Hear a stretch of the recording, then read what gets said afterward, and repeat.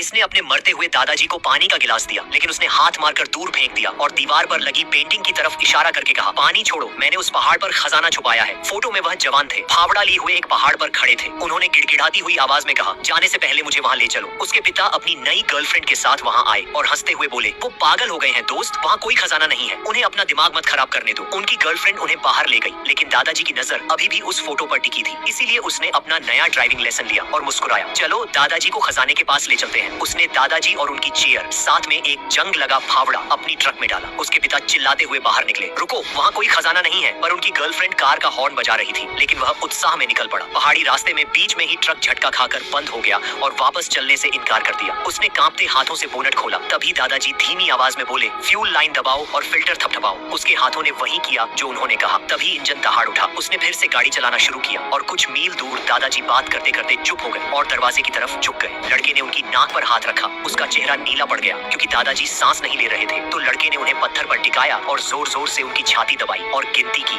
जब तक कि वह जाग नहीं गए। ठीक उसी समय उसके पिता की कार पीछे से आई। उसने दादाजी को बिठाया और उनके दरवाजे खोलने से पहले गाड़ी भगा दी। उसने दादाजी को व्हील चेयर से उस जगह तक ले गया। हवा दीवार की तरह टक्कर मार रही थी। 1 साल बाद दादाजी पहली बार खड़े हो गए। पिताजी की कार सरकते हुए रुकी। वह दौड़ते हुए आए, पर उसने रास्ते में ही उन्हें रोक लिया। दादाजी ने तस्वीर वाले पत्थर की जगह इशारा किया, यहाँ खुदाई करो। जब छठी बार में फावड़ा धातु से टकराया, उसके हाथ कांप गए। फिर उसने जंग लगा एक बैरल निकाला जो 100 साल पुराना दिख रहा था, लेकिन जब उसने खोला तो वह चमकती हुई सोने की ईंटों से भरा हुआ था। पिताजी की आंखें चमक गई। उन्होंने